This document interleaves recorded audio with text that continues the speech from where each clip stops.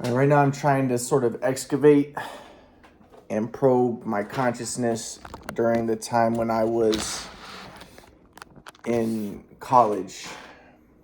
And as I said, my grandpa was teaching me the metapsychiatry stuff. I didn't really understand it at the time, but I'll kind of try to go over a little bit more of what my grandpa and I were discussing. So I remember I was reading the Bible with my grandpa, and I noticed like there'll be one chapter that says, when you kill the enemy, take all their booty.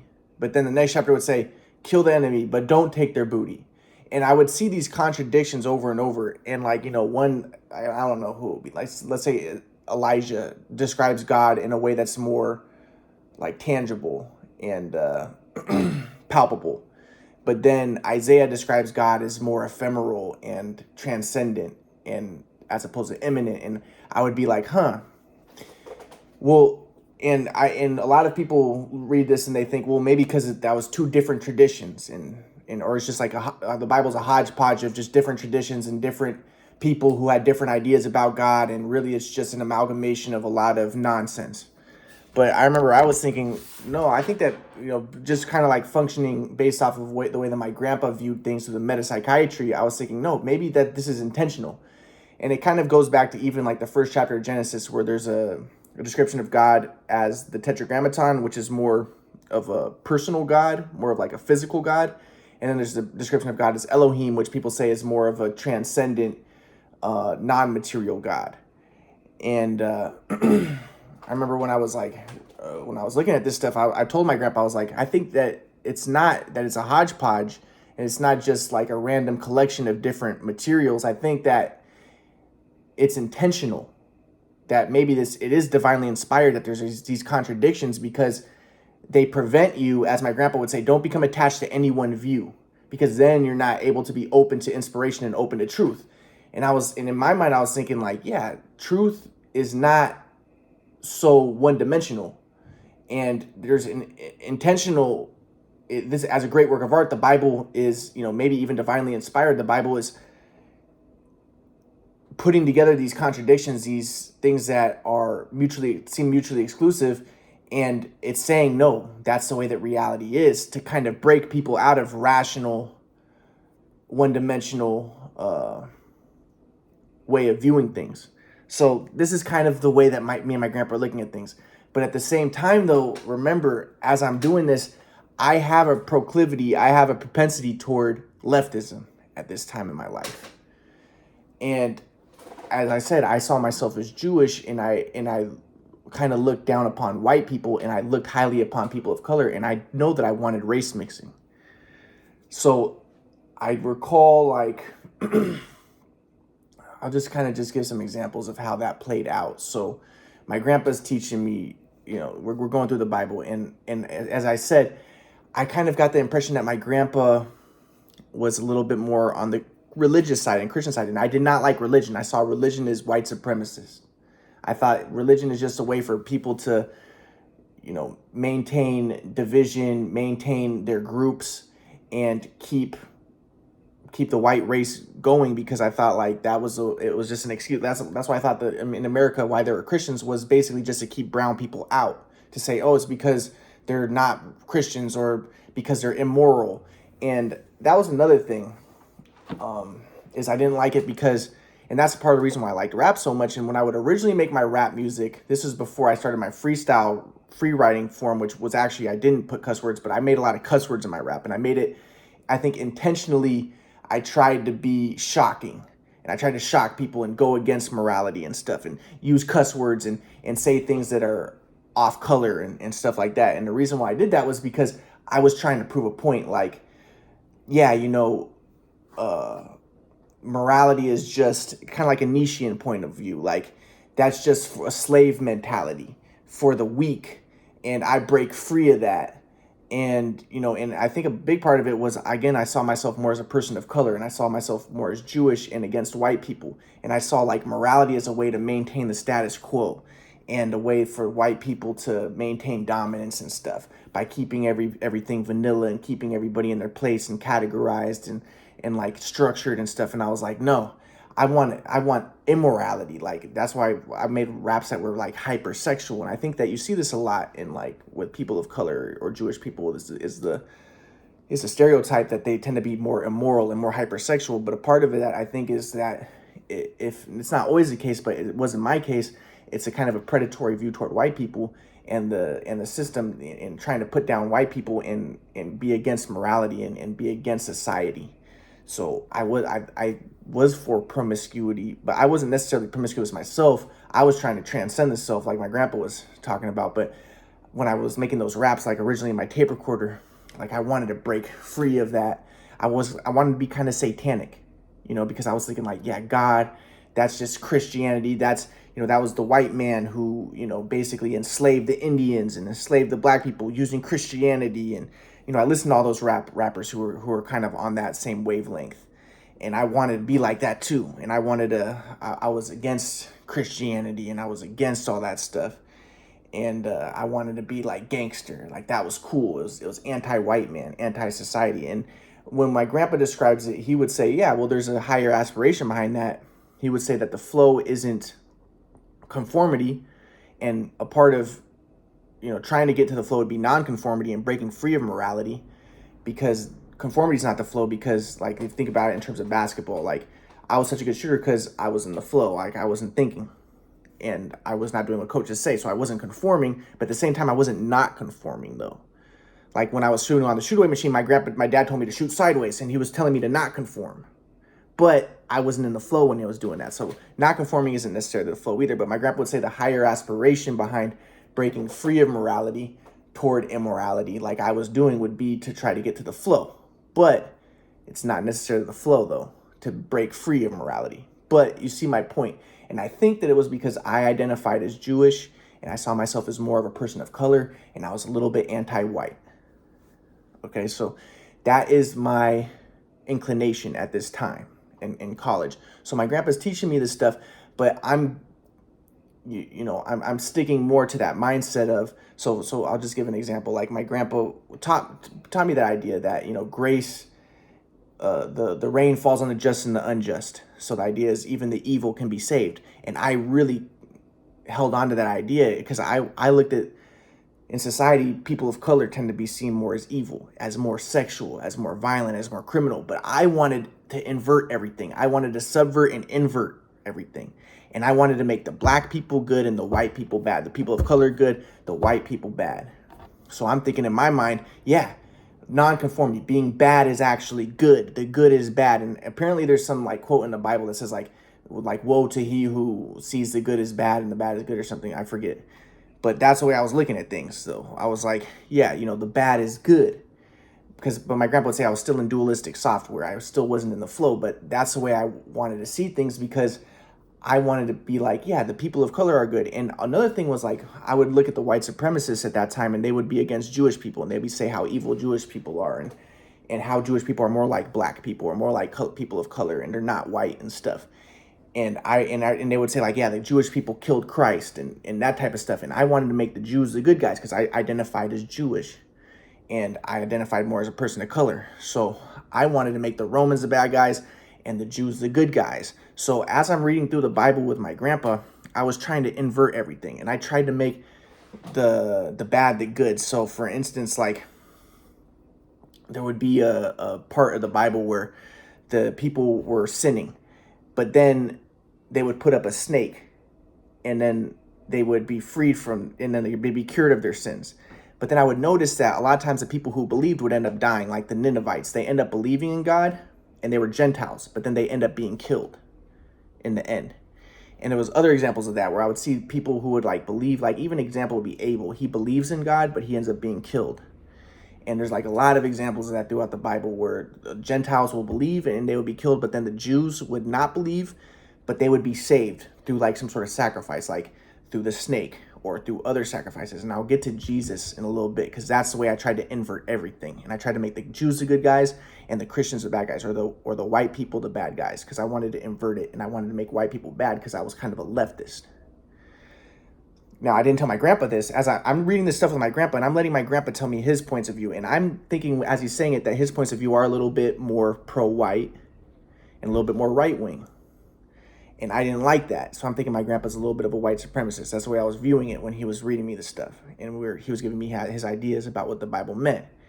But I wanted to invert everything, like I said. So I tried to make the Jews, because the white supremacists say the Jews are the bad guys, but I'm trying to make them the good guys. And like other examples would be like there's a part of the Bible where Moses marries a black woman, right? And then Miriam is against it. And then she ends up getting leprosy. And I'm like, see, the Bible's for race mixing. Because I was against white people and I wanted race mixing. It's not necessarily true that the Bible is or isn't, but other people have different interpretations of that stuff. But it's not necessarily good or bad. But my point is, though, I did have a predatory stance toward white people, and I was for race mixing, essentially. So that's the way that that was my filter through which I was looking at the Bible. That was a prism through which I was understanding things. So my ego was shaping the way I was viewing it. And so basically, yeah, and I did not like religion, and I wanted to see things in a Darwinian stance. So my grandpa, again, he would say that there's no such thing as racism. And now I understand what he's saying. So like one example would be, he taught me a lot later, like 2020, like the KKK. He would say like, yeah, the KKK existed because there were black people who were raping white women. And it's not necessarily saying that black people are necessarily bad. Again, if you're in the flow, you can discern. But my grandpa would say, but regardless of the reasons why, black people were freed from slavery. A lot of them didn't, quote unquote, black people were freed from slavery. A lot of them didn't, they had predatory stance because they were just freed. They didn't have any education and stuff, and they're raping white women. So the KKK emerges as a response to that. And yes, of course, my grandpa would say some of the KKK members had predator-prey software or, lower levels of impersonal software. But also my grandpa would say sometimes it's a concession. And, sometimes it's not just racism, but, people recognize that there's a phenomena going on of quote unquote black people raping white women. So then there's a reaction to it and consequences to it. And that would be the KKK. And my grandpa says none of it is really racism. It's just the consequences of software. And what's really just occurring is just consequences of software. But I remember when I would listen to that, I didn't like it because I thought that that was kind of like a white supremacist way of viewing things, even though he didn't give me that example at the time. That's more that I understood later. But when my grandpa would tell me there's no such thing as racism, I'd be like, of course there is. I've seen it. I've seen white people racist toward black people. I've seen, vice versa even. And I've seen there is such thing as racism. And I saw it more through a Darwinian perspective. And I think that I saw a lot of things through a Darwinian lens. And I think that a big reason, again, I think it was my ego that kind of inclined me towards that because, again, I was more communist. And I was anti-religion, anti-nationalism, and I was more communistic, more for race mixing, more for the people of color taking over. And I think that I was like really, I had an admiration and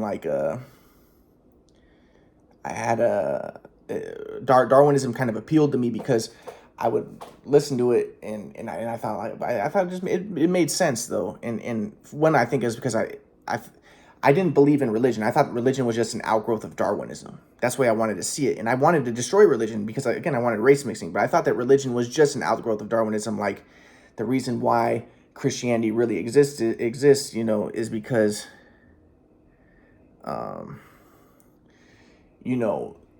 why is it that in the Bible, there's quote unquote, like, talking about subjugating women, like women not going out and having, why is it against promiscuity? And I thought, well, obvious, it's Darwinism. It's because men want to ensure paternity. So, and then it's translated in the Bible as patriarchy.